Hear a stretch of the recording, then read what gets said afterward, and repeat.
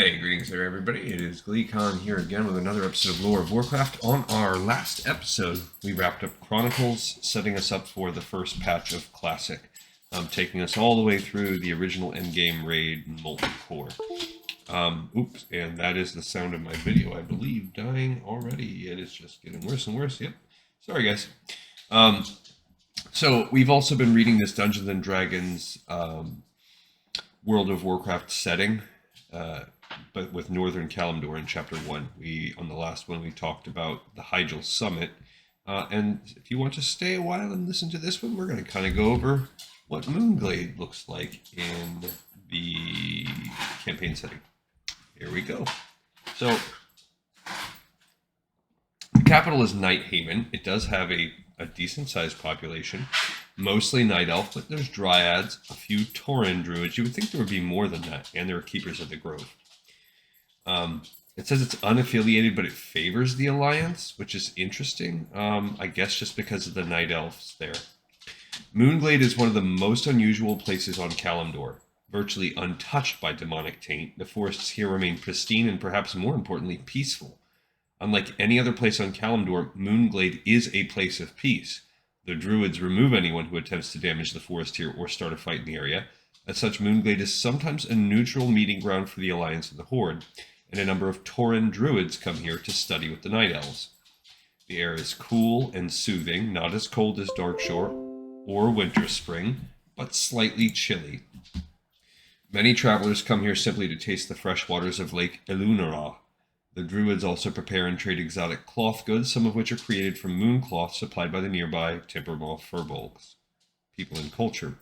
In spite of the peaceful nature of the Moonglade, many Druids are tense. An unknown assailant recently did something to the famed leader of the Druids, Malfurion Stormrage, and he has been in some sort of catatonic state ever since. With the knowledge that the Cenarian Circle has an enemy powerful enough to incapacitate their leader, the Druids have become increasingly worried and suspicious.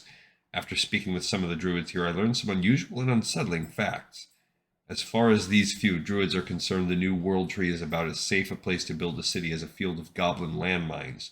The Druids are already finding sources of corruption in Teldrassil, and that probably means there's something spreading it from the inside. In spite of these worries, the Druids are happy and safe enough here.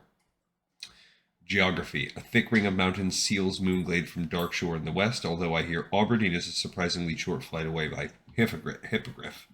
The city of Nighthaven rests on the waters of Lake Elunara in central Moonglade, with the shrine of Remulos within a few minutes' walk to the west. I was surprised to find the father of the Dryad race living so close by to a mortal city, but apparently these desperate times make Remulos realize that the Night Elves need immediate guidance, and his father is no longer allowed to provide it. The southwest side of Moonglade has the only entrance and exit from Moonglade other than by Hippogriff or magic, the tunnels of the Timbermaw Furbolgs. See the Fellwood above. Okay. Lake Elunara, a massive lake near the center of Moonglade. The reflective water resembles starlight and moonshine, giving the body of water its legendary name. Perhaps the water is blessed by Elune, for it is some of the most pure and healthy on the continent. The Druids allowed me to fill several water skins for my journey, and for that I'm grateful. Water this fresh is a luxury I can't find often in my travels. Sites and settlements. The only major settlement in Moonglade is Nighthaven, but many Druids, Sentinels, and Dryads have smaller camps outside the city walls. In addition, there are a few permanent structures near the barrows to guard the sleeping Druids inside. So Nighthaven is officially a town. It's got almost half the population of the entire zone there. One of the greatest safe havens on Kalimdor, Nighthaven is populated almost exclusively by Druids, which also makes it one of the most concentrated sources of magic power on Azeroth. I suggest using Nighthaven as a meeting place between the Alliance and the Horde, since the Druids here would make sure peace is enforced. The Shrine of Remulos is the home of Keeper Remulos, and it can be found a few minutes' walk to the west of Nighthaven. Many younger Druids turn to Remulos, the son of the legendary demigod Cenarius, for advice. If I lived within walking distance of a divine being, I'd probably chat with him occasionally as well. I paid Remulos a visit at his shrine, and the ancient Keeper of the Grove greeted me warmly. After a bit of discussion about what I was doing in Moonglade, he asked me an odd question. If I was planning to go to Desolace, I explained that I was taking a full tour of Kalimdor, and he told me a bit of his own story. Having lost a brother myself to the cursed undead, I sympathized with Remulos. After this expedition is complete, I intend to gather a group of adventurers to fulfill his request. And that's this one over there where he's talking about the spirits in Maraudon. We talked about on a couple episodes back. Stormrage Barrow Dens. I can't see how many druids here rest along. I can't say how many rest along with Malfurion since I wasn't actually able to get inside. The sentinel guards here were frustrated and uncertain, and I gather it's because they have the unenviable duty of guarding against an invisible attacker. Whatever severed Malfurion from his physical form must be one of the most powerful entities in the world, and I don't think that sits well with anyone. History. Once the home of the demigod Cenarius, land is bathed in eternal moonlight. The Night Elves receive Elun's blessing received to build a home for the druids here after the destruction of the Well of Eternity. The Barrow Dens were made available as a resting place for the druids, where they could slumber and connect to the Emerald Dream.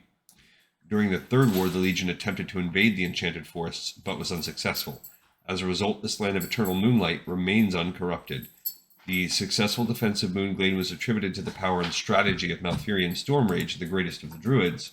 With Malfurion incapacitated, the Night Elves are worried about their defenses, and they rely on Remulos for advice. And here's an adventure hook for us. While Moonglade is one of the safest places... What's that sound? Yes, blah, blah, blah, blah. Must just be continued glitching with the video.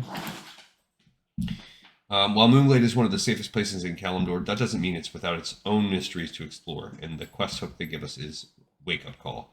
The Archdruid Malfurion Stormrage awakens, explaining that he finally was able to fight his way back into his body. He had been trapped in the Nightmare, a corrupted portion of the Emerald Dream, after one of the other druids betrayed him and forced him inside. Oddly, he can't remember who it was who committed the foul act of treachery, and he'd like the PCs to help him find out. Prime suspects are Remulos and Fandral Staghelm, since they're the only druids powerful enough to potentially sabotage Malfurion's efforts in the Emerald Dream, but perhaps the betrayer wasn't a druid after all. It's not Remulos. That I do think that happened. We might have even read already why he was trapped, but it's just there's just a lot going on. All right, so we'll get to Teldrassil next time. That'll probably be a slightly bigger one. But for now, we have another exploration. That's a small zone.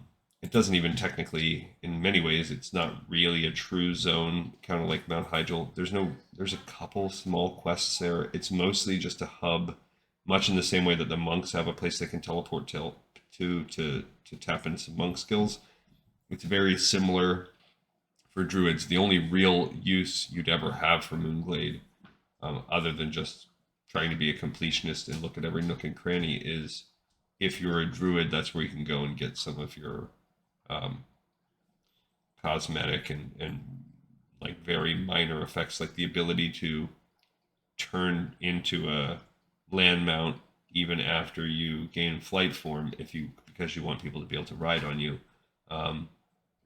or the ability to turn into a tree, which does nothing. The flap spell it's kind of like the druid's slow fall if you're in moonkin form. Just little things like that. Couple druid quests. All right, I appreciate everyone so much for watching and for listening, and I will see you all on the next episode of Lore of Warcraft, because this one is in the pipe. 5 by 5.